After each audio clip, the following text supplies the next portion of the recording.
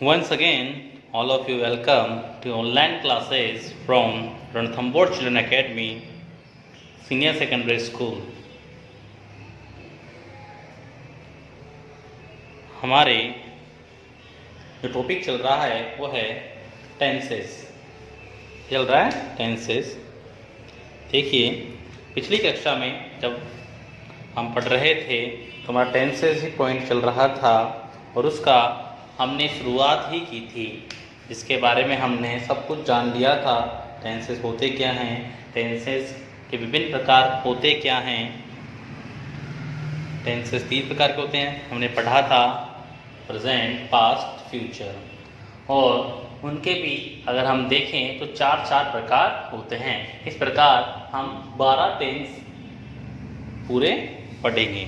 ठीक है, इसमें पहला होता है सिंपल या इंडेफिनिट, दूसरा होता है कंटिन्यूस या प्रोग्रेसिव, तीसरा होता है परफेक्ट और चौथा होता है प्रेजेंट परफेक्ट कंटिन्यूस। इस प्रकार से प्रत्येक टेंस के 4 भाग होते हैं और 3 टेंस के 4 भाग होते हैं, तो 12 टेंस हम पढ़ेंगे। पिछली कक्षा में हमने प्रेजेंट का पहला भाग यानी प्रेजेंट, इंडेफिनिट या सिंपल प्रेजेंट टेंस के बारे में पढ़ा था। आज हम उसको आगे बढ़ाते हुए, उस प्रेजेंट टेंस को आगे बढ़ाते हुए आज हम प्रेजेंट के दूसरे भाग यानी कि प्रेजेंट कंटिन्यूअस या प्रोग्रेसिव टेंस के बारे में पढ़ेंगे। देखिए, इसे कंटिन्यूअस या प्रोग्रेसिव इसलिए कहते हैं क्योंकि इसमें पता चलता है कि कार्य वर्तमान में चल रहा है, वर्तमान में कार्य चल रहा है। यह एक तरह से पहचान है। अगर हम पहचान करेंगे कभी वाक्य की तो हमें लगेगा कि कार्य अभी भी वर्तमान में चल रहा है। तो ऐसे कार्य जो वर्तमान में जारी हैं, चल रहे हैं, उसके लिए इस टेंस का यूज होता है, इसका प्रयोग होता है। जैसे कि मैं आपको पढ़ा रहा हूं, ये अभी वर्तमान में कार्य जारी है, तो ये वाला इस ऐसे वाक्यों के लिए यह टेंस होता है। पहचान, अगर पहचान को देखें हम, पहचान देखिए, पहचान मैंने आपको स्टार्टिंग में एक सारणी के द्वारा एक बता दी थी। अब हम एक बार और देख लेते हैं को कि हिंदी में इस टेंस के वाक्यों के अंत में, है ना, वाक्यों में क्या आएगा? रहा हूं। मैंने बताया था, रहा हूं, रहा है, रही हैं। इसके अलावा हुआ है, हुई है, हुए हैं, हुआ हूं आदि शब्द आते हैं। ये अंत में मिलेंगे आपको। तो अगर आप देखें तो आप तुरंत पहचान जाएंगे कि भाई इस वाक्य में प्रेजेंट कंटिन्यूअस या प्रोग्रेसिव टेंस है। तो यह तो हमारी पहचान की बात।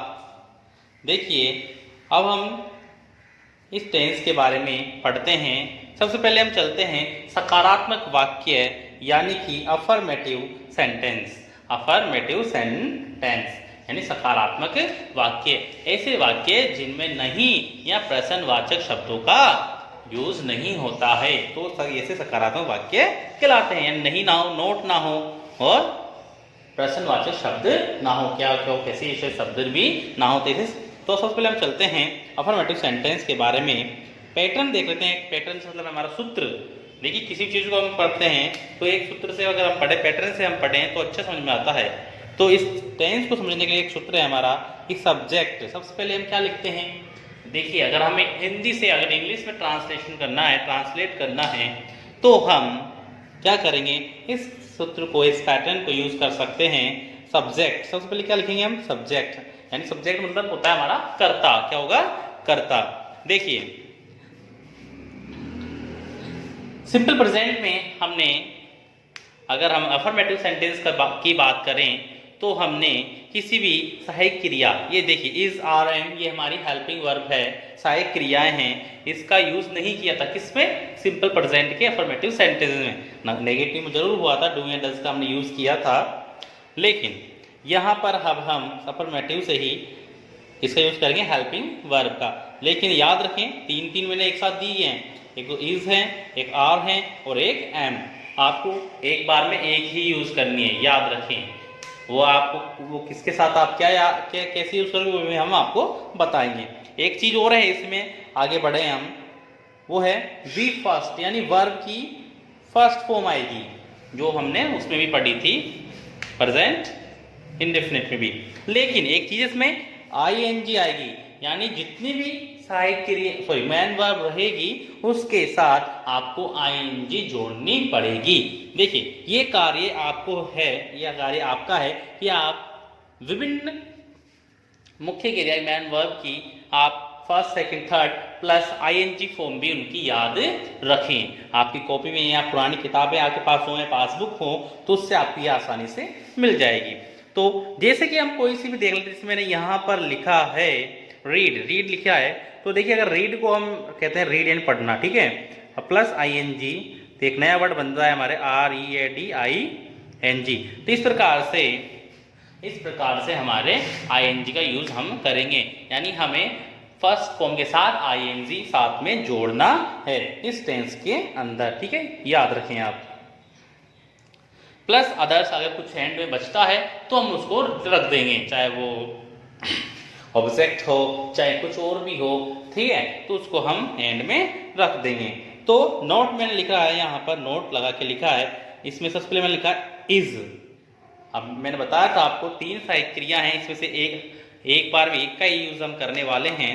तो इज का यूज हम कब करेंगे, देखिए ही इसका यूज करेंगे हम ही शी इट नैम, और एक वचन करता, यानी सभी एक वचन कर्ताओं के साथ ही शी इट नैम, सभी एक वचन कर्ताओं के साथ हम किसका यूज करेंगे, ओनली इज का। याद रखें ही शी इट नैम है और एक वचन कर्ताओं के साथ हम इज का यूज हम करेंगे। दूसरा है इसमें आर इसका यूज करेंगे हम we you they, be you we you they, और सभी बहुवचन कर्ताओं के साथ हम आर का यूज हम करेंगे।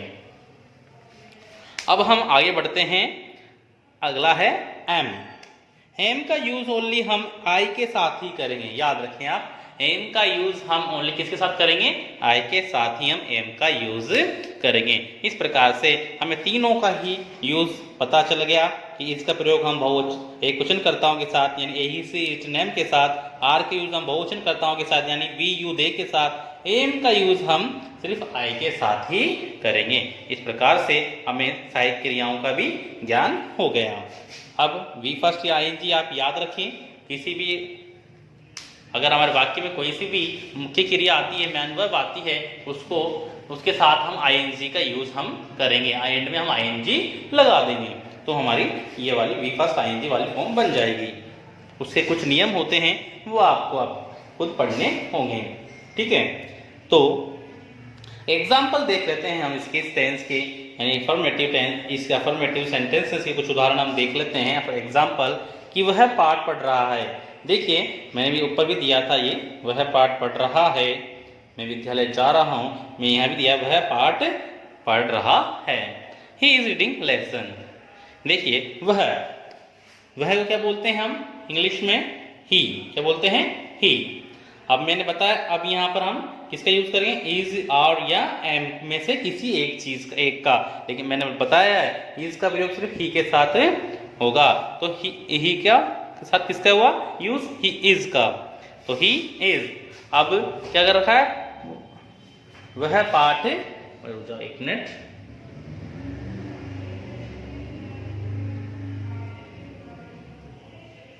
पढ़ रहा है, वह पाठ पढ़ रहा है।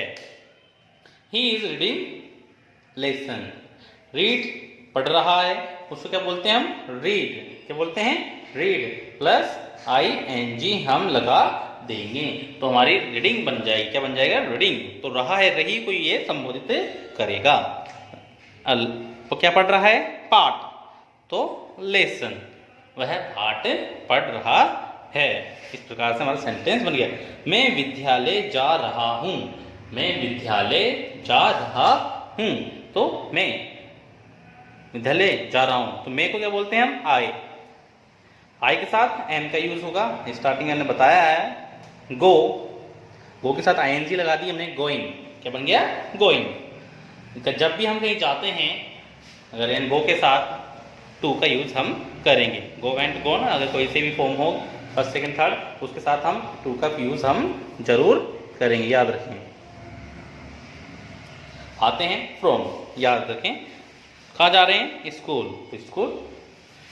हम क्रिकेट खेल रहे हैं। हम क्रिकेट खेल रहे हैं। अगला सेंटेंस, हम क्रिकेट खेल रहे हैं। तो वी, हम क्या बोलते हैं? वी। वी के साथ, वी एक बहुवचन करता है, हमारा वी बहुवचन सब्जेक्ट है, तो वी के साथ आर का यूज हम करेंगे। किसके यूज करेंगे? आर, हमने लिख रखा है। आर का यूज हम वी, यू और दे के साथ हम करने वाले हैं। तो are playing cricket, we are playing cricket, play plus I N G, ठीक है, we are playing cricket. Next है हमारा, वह खाना पका रही है। वह खाना पका रही है। तो वह, देखिए यहाँ भी वह है, यहाँ भी वह है, लेकिन यहाँ पर स्त्रीलिंग है, याद रखें आप, ठीक है। तो हम वह पका रही, यहां से भी पता चलेगा कि वह पुल्लिंग है, स्त्रीलिंग है। तो रही है आ रहा है, तो लड़की है, तो सी, सी, तो वह अगर स्त्रीलिंग है तो हम इस सी का यूज हम करेंगे। सी इज कुकिंग फूड। इस प्रकार से अफर्मेटिव सेंटेंस बना सकते हैं। अब हम चलते हैं नेगेटिव सेंटेंसेस की ओर।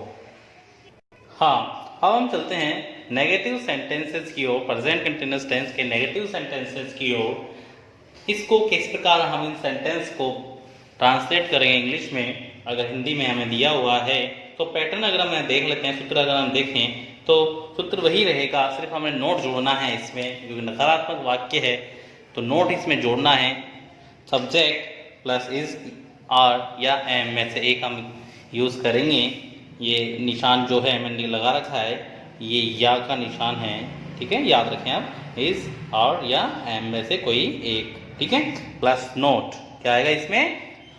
नकारात्मक वाक्य है तो हमें नोट नहीं अवश्य मिलेगा, तो याद रखें।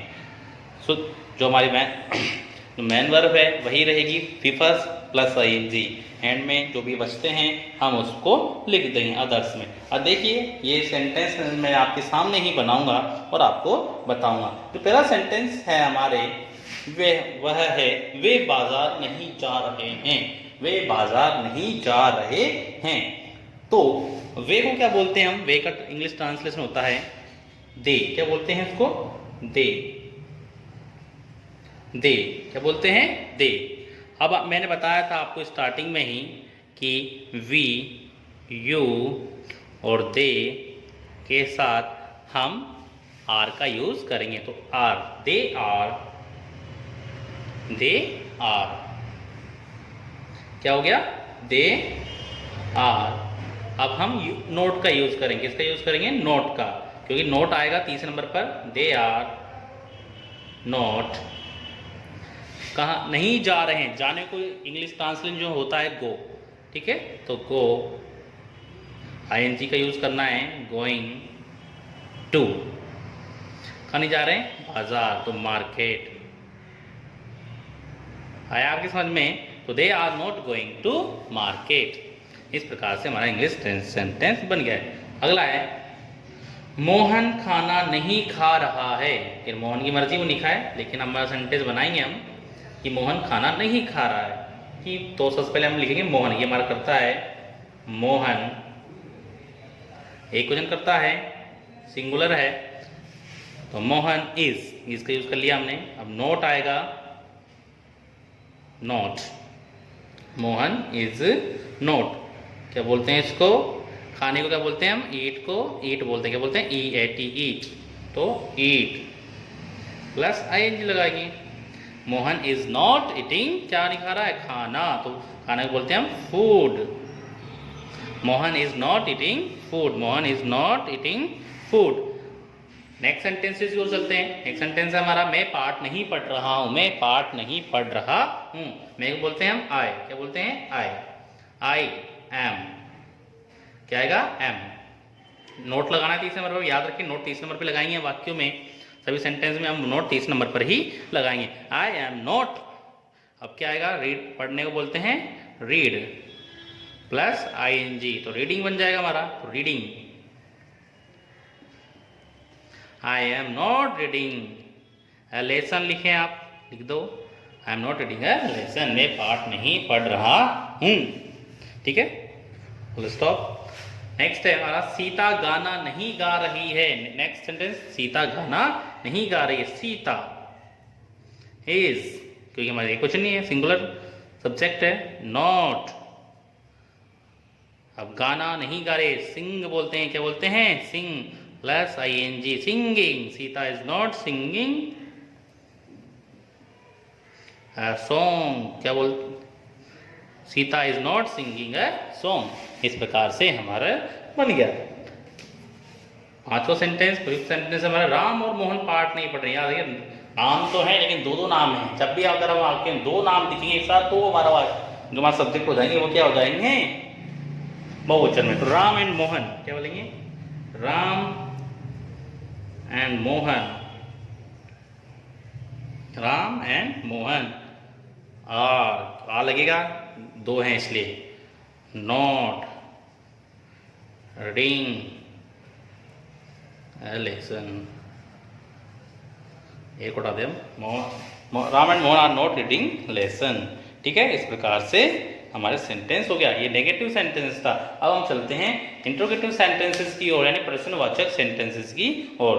ठीक है, देखते हैं। हाँ, तो हम चलते हैं इंट्रोगेटिव सेंटेंसेस यानी प्रश्नवाचक वाक्यों की ओर। तो प्रश्नवाचक वाक्य यानी हमें वाक्यों के अंदर प्रश्न पूछा जाएगा, हमसे प्रश्न पूछा जाएगा। यानी हमें क्या, क्यों, कैसे, कब, हाँ, कितने, ये सभी शब्द हमें वाक्यों के बीच में या प्रारंभ में, क्या वाक्य के प्रारंभ में मिल सकता है, या क्या, क्यों, कैसे, कब, ये आदि शब्द हमें वाक्य के बीच में भी मिल सकते हैं। तो यह है इंट्रोगेटिव सेंटेंस, प्रश्नवाचक वाक्य रहेंगे। पैटर्न देख लेते हैं। पैटर्न देखिए, पैटर्न में दो दो इसके पैटर्न लिखे हैं, दो पैटर्न इसके हमने लिखे हैं और इसके बारे में लिखा कब इनका यूज हम कर सकते हैं। देखिए पैटर्न, सबसे पहला पैटर्न जो है इज, अगर वाक्य क्या से स्टार्ट हो, क्या, अगर वाक्य हमारा, मान लो कोई भी हिंदी सेंटेंस हमारा क्या से स्टार्ट होता है, क्या से स्टार्ट होता है, तो हम उसका ट्रांसलेशन जो इंग्लिश में करने वाले हैं, करेंगे, तो उसका ट्रांसलेशन उसी टेंस की सहायक क्रिया हेल्पिंग वर्ब से ही करेंगे। तो हमारे इस टेंस की सहायक क्रिया इज, आर और एम है। ठीक है, इज, आर और एम। तो इसी से ही हम क्या करेंगे, इसी से ही हम वाक्य का स्टार्ट करेंगे। तो इज, आर, एम तीनों में से एक चीज, एक हेल्पिंग वर्ब प्लस सब्जेक्ट आएगा हमारे, प्लस क्या आएगा एंड में, सब्जेक्ट आएगा, प्लस वी जो हमारी मैन वर्ब है, मैन वर्ब जो चल रही है, वर्ब जो चल रही है वो V first plus ING plus others, और एंड में हम क्वेश्चन मार्क लगाना नहीं भूलेंगे, याद रखें।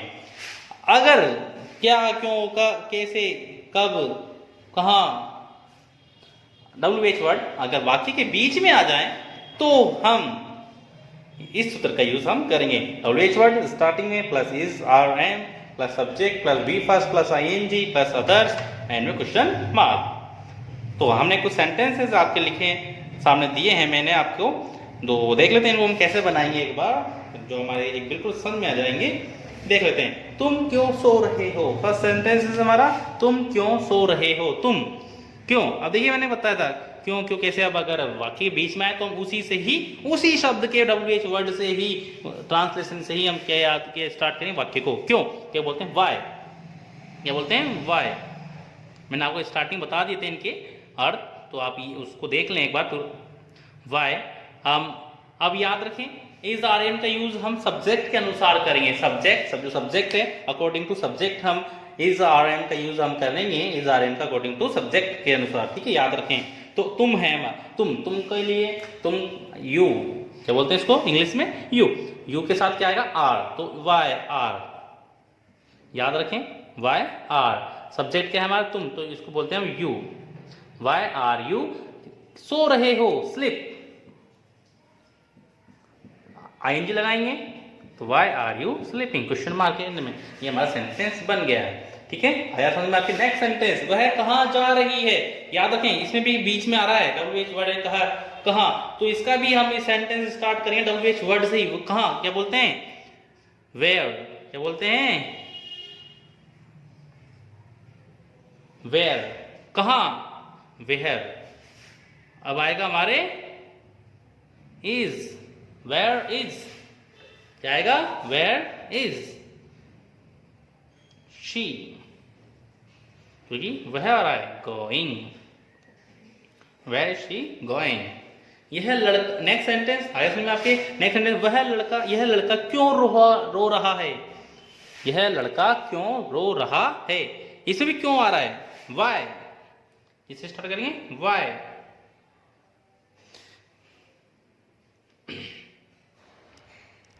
हाँ, क्या स्टार्ट करेंगे? वाई इज क्या आएगा? क्योंकि ये लड़का एक ही है हमारे, यह लड़का इज दिस बॉय, याद रखें बॉय लड़का तो आएगा लेकिन यह भी है तो बॉय, दिस भी लगेंगे। Why is this boy weeping, रोने का बोलते हैं वीप, क्या लग जाएगा? Question mark. वीप को क्या रोने को बोलते हैं हम weep. Why is this boy weeping.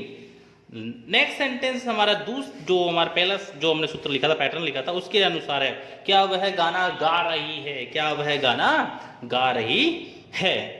तो इसको हम देख लेते हैं, क्या वह गाना गा रही है, तो क्या से स्टार्ट करेंगे? क्या से अगर आए तो अगर हम पहला पैटर्न हम यूज करने वाले हैं वह तो इज, फिर वह बोलते हैं सी, गाने को सिंगिंग,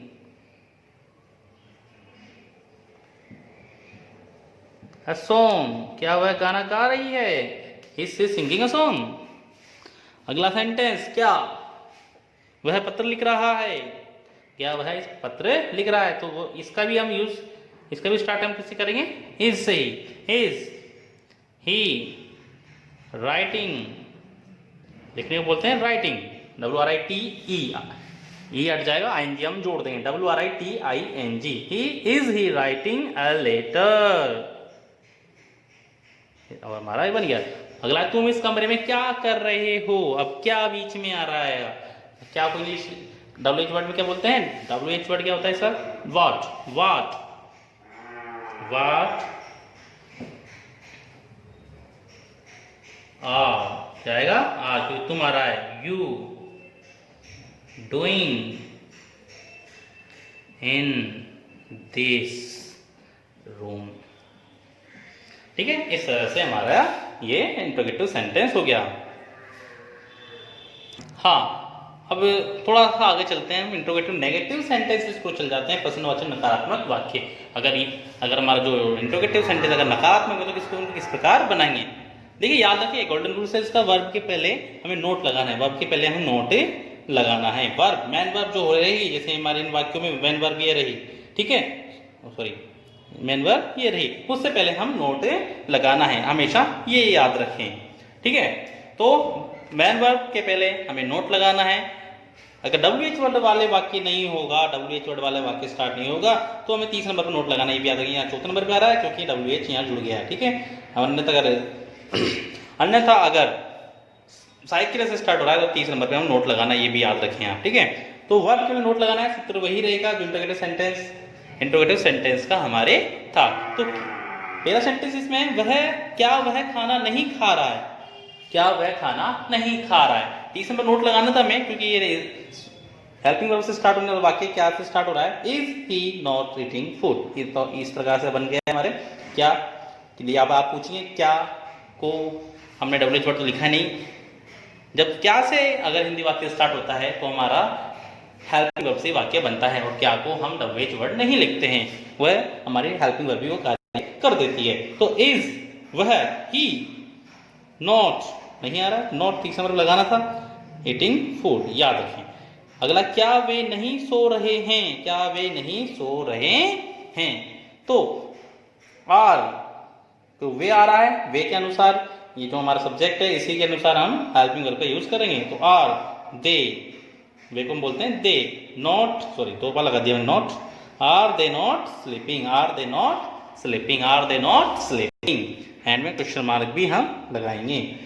ठीक है, मैं क्या नहीं खेल रहा हूं, मैं क्या नहीं खेल रहा। अब आप देखें, ये इसमें क्या हमारे वाक्य के बीच में आ रहा है, तो WH वर्ड से स्टार्ट करेंगे। तो वाट, क्या वो बोलते हैं? वाट एम, सूत्र इसके अगर हम देखें तो सूत्र वही रहेगा जो ऊपर चल रहा था, वाट माई नोट तीसरे नंबर पे आना था, लेकिन चौथे नंबर पर क्योंकि इसमें WH वर्ड एक्स्ट्रा जुड़ गया है। तो what am I not playing. इस प्रकार से हमारा आज का जो टेंस था प्रेजेंट कंटिन्यूअस या प्रोग्रेसिव टेंस समाप्त हुआ। नेक्स्ट वीडियो नेक्स्ट क्लास हम प्रेजेंट परफेक्ट की ओर चलेंगे। आप थोड़ा सा उसको देख लें और उनकी प्रेजेंट परफेक्ट जो टेंस है उसमें हम V3 यानी वर्ब की थर्ड फॉर्म का यूज करने वाले हैं। तो आप वर्ब की तीसरी फॉर्म को याद रखें और आज ही अब याद करना स्टार्ट कर दें, ठीक है। उसमें वर्ब की थर्ड फॉर्म का यूज हम करेंगे, ठीक है। ओके।